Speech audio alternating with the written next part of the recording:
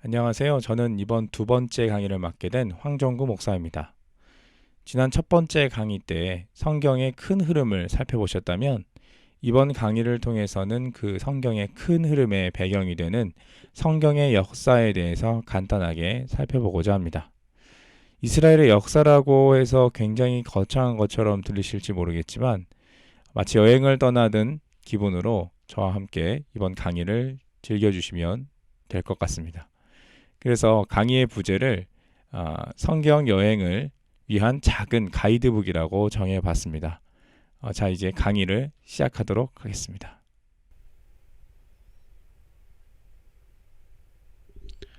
먼저 제가 이 강의를 역사란 주제로 정한 계기를 소개하면서 시작하겠습니다. 그것은 요즘 제가 하고 있는 한 가지 고민 때문인데요.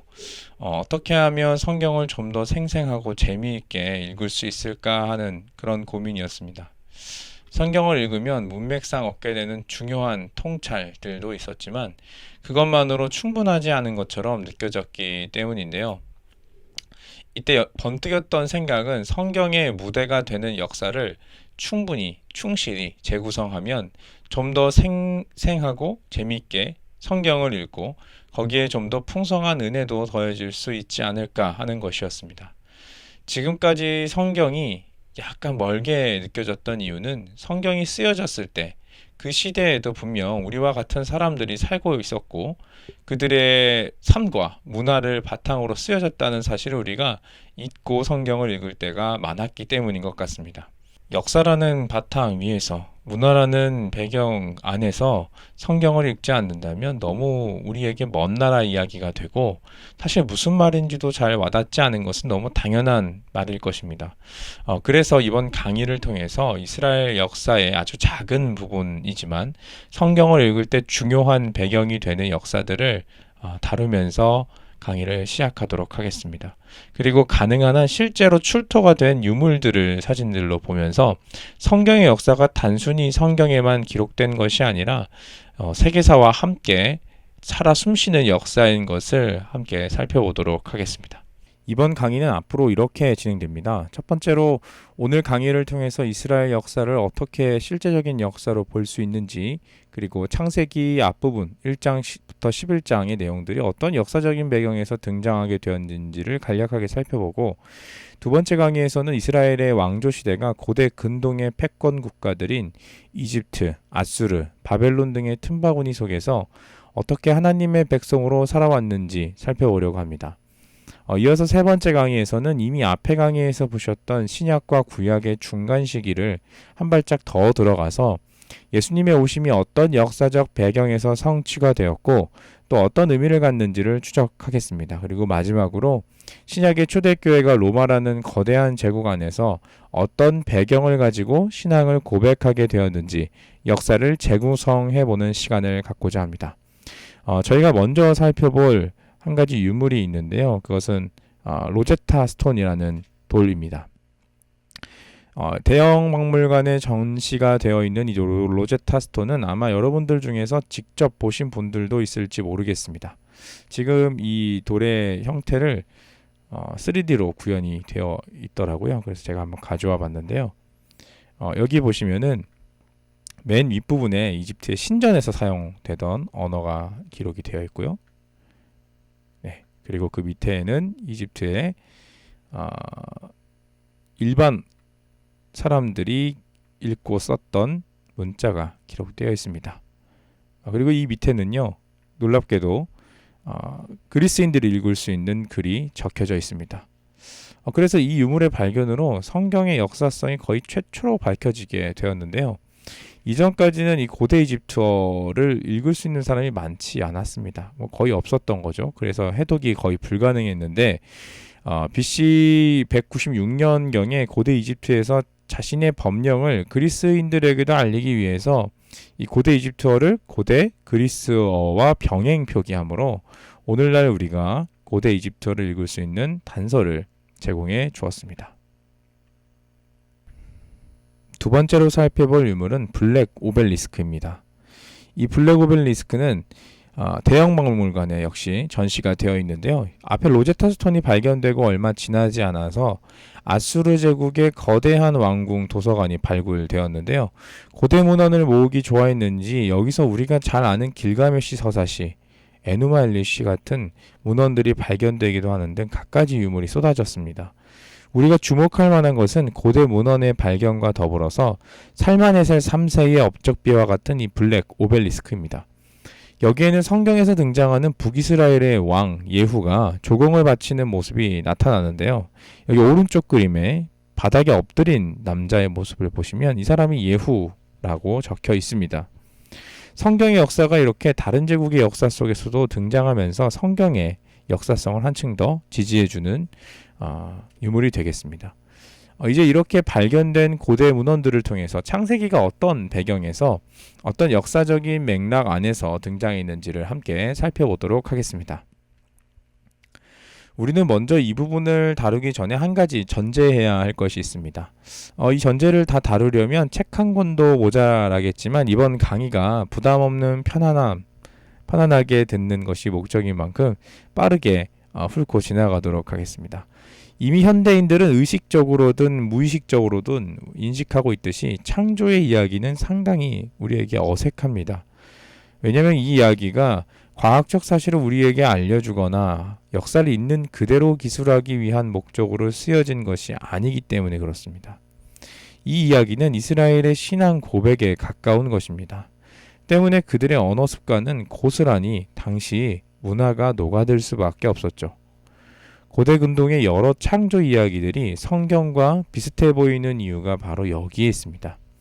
어떤 기독교에 대해 비판적인 생각을 가진 사람들은 창조 이야기가 불과 다른 신화의 복제품에 불과하다고 공격을 하기도 하는데 사실 그 공격 자체가 무의미해지는 것은 그 이야기는 그 시대의 주된 문화이자 분위기였기 때문에 그런 이야기를 활용하는 것은 그 시대를 사는 사람들에게 너무나 당연했던 것이기 때문입니다. 우리가 만약 오늘날 창세기를 누군가 다시 쓴다고 한다면 글이 아니라 지금의 영상처럼 어떤 사람이 촬영해서 유튜브에 업로드하는 방식으로 기록했을지도 모르겠습니다. 그럼 결국 창조 이야기를 베낀 게 맞지 않느냐 이렇게 질문하실 수도 있는데요. 이스라엘은 이 이야기를 활용해서 주변 이야기들을 활용해서 오히려 그 시대의 많은 창조 설화들 속에서 하나님이 그 신들과 다른 존재임을 드러내며 많은 신 중에 이스라엘의 하나님만이 참 신임을 고백하는 이야기라는 것을 오히려 알 수 있습니다. 바벨로니아의 가장 유명한 우주의 기원을 담은 책인 에누마 엘리시를 보면 이 문서도 아까 말씀드렸던 니느웨의 왕궁 도서관에서 발견된 것 중에 하나인데요. 그때 높은 곳에서는 하늘에 어떤 이름도 주어지지 않았고 아래에 있는 지하 세계도 이름으로 불리지 않았다. 그때 어떤 신들도 나타나지 않았고 이름으로 불리지 않았으며 어떤 운명도 정해지지 않았다. 이렇게 기록이 되어 있는데 이 이야기는 창조 이전의 상태가 신들이 자신의 의무를 수행하지 않고 있었던 때로 다시 말해서 아무 일도 하지 않은 신의 상태를 묘사하고 있는 것으로 볼 수 있습니다. 이 대목에서 신들은 어떤 목적을 가지고 피조물들을 만드는 것이 아니라 굉장히 우발적으로 창조 행위를 하고 있는 것을 우리는 알 수 있게 되는 것이죠. 그에 반해서 성경의 창조 기사는 하나님의 영이 수면을 운행하며 창조를 행하실 준비를 하고 있는 모습을 우리는 알고 있습니다. 이미 모든 피조 세계가 하나님의 다스림 안에 계획 안에 있다는 것을 보여주고 앞으로 일어나게 될 창조도 하나님의 분명한 목적 안에서 이루어질 것을 알게 해줍니다. 굉장히 우발적이고 충동적인 다른 창조 신화들과는 확연히 다른 모습인 것이죠. 이런 점은 에누말리시의 토판 1에서 더 분명하게 잘 나타납니다. 그들의 행동이 내게 불쾌했으며 나는 낮에 쉬거나 잠을 잘 수가 없었다. 나는 그들의 삶의 방식을 파괴하고 무너뜨릴 것이다. 침묵이 지배하고 우리가 잠을 자기 위해서다. 제가 중간에 좀 많은 생략을 했는데요. 우주전쟁이 일어났는데 그 이유가 신들이 너무 많아졌고 그 신들이 너무 시끄러워가지고 조용히 시키고 잠을 자기 위해서 전쟁을 일으킨 다음 이 전투를 통해서 신들이 죽어가면서 세상이 창조되었다고 묘사합니다. 예를 들면 여신 티아멧을 가지고 하늘을 만들고 바다를 만들었다라고 얘기하죠. 이와 다르게 하나님의 창조 이야기는 전쟁도 싸움도 없습니다. 굉장히 질서정연하고 자연스럽게 이루어지죠. 먼저 공간을 만드십니다. 첫째 날, 둘째 날, 셋째 날에 빛과 궁창과 땅과 바다, 식물을 만드시고 넷째 날부터 그 공간을 채우는 형식으로 창조를 하십니다. 굉장히 질서정연한 모습이죠. 아마 창세기가 최종적으로 글로 기록되어서 완성된 시기가 포로기 즈음이라고 할 때 에누말리시를 아마도 창세기 저자는 알았을 것입니다. 이때 이제 창세기 저작서에 대해서 또 이야기를 할 필요가 있겠지만 너무 복잡한 이야기이기 때문에 간단하게만 짚고 가면 창세기는 모세를 통해 기록되었지만 그것을 히브리어로 기록하고 완성했을 시기는 아마 모세가 죽은 후에 한참 뒤의 일일 것입니다. 구전으로 전해지다가 히브리어가 만들어진 후에 기록이 되었던 것이죠. 모세가 낙타를 타고 혹은 길을 걸어가면서 토판에다가 글을 적는다는 것은 광야 생활에서 사실 좀 상상하기 어려운 일인 것입니다. 그래서 대부분의 학자들은 포로로 끌려갔을 때 이스라엘 백성들이 포로로 끌려갔을 때 바벨론에서 창세기 관련 내용이 최종적으로 기록이 되었다라고 추정을 하고 있습니다. 그래서 이스라엘 백성들이 이 바벨론 땅에서 이 에누말리시의 굉장히 무질서한 신들을 보면서 우리의 신은 바벨론의 마르둑, 티아멧과 다르다라는 것을 말하기 위해서 창세기를 최종적으로 완성했다는 것입니다. 이집트의 멤피스, 바벨론의 에누말리시 이런 신들과 비교해서 이스라엘의 하나님이 정말 위대하시고 참 신임을 고백하는 것이죠. 또한 신 자신을 위한 쉼을 위해서 인간을 죽이는 바벨론의 신과 여섯째 날 하나님의 쉼은 피조물을 위해 내가 쉬었으니 너희도 쉬어라 하시며 피조물과 관계가 최우선인 것으로 보여주시는 사랑의 하나님은 차원이 다른 분이신 것입니다.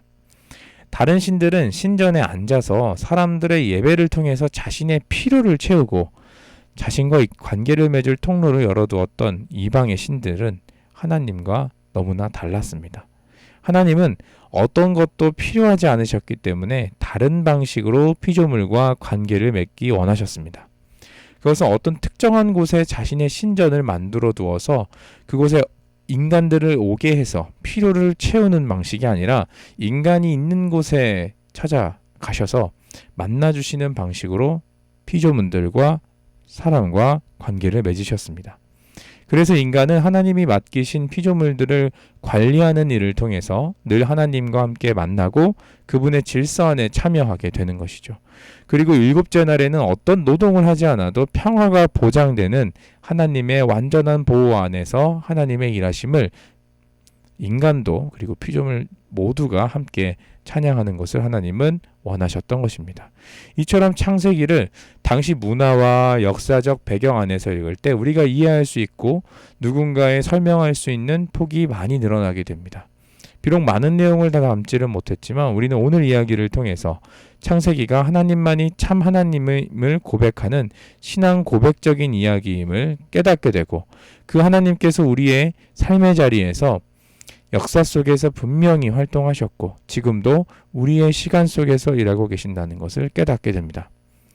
다음 성경 공부 시간에는 이스라엘의 왕정 시대에 일하셨던 하나님 그리고 그 속에서 이스라엘의 모습들을 통해서 우리의 모습을 돌아보게 되는 시간이 되기를 기대합니다. 마지막으로 오늘 강의에 활용되었던 교재, 책들을 잠깐 소개하고 마치겠는데요. 이 책은 감사하게도 제가 학부에서 직접 저자 직강을 들을 수 있었던 책이었습니다. 오른쪽 책인데요. 고고학으로 읽는 성경, 임미영 교수님의 책인데요. 우리나라에서 거의 최초로 이스라엘 대학의 고고학 학위를 취득하시고 실제로 이스라엘에서 발굴에도 참여하신 분의 책입니다. 그리고 왼쪽의 책은 저명한 구약 학자이자 고대 근동문헌의 전문가인 존 월튼의 책인데요. 아마 이미 아시는 분들도 있으실 것입니다. 오늘 강의에서 뒷부분에 해당하는 내용들이 좀 더 궁금하시면 이 책을 찾아보셔도 좋겠습니다. 감사합니다. 오늘 강의는 여기서 마치겠습니다.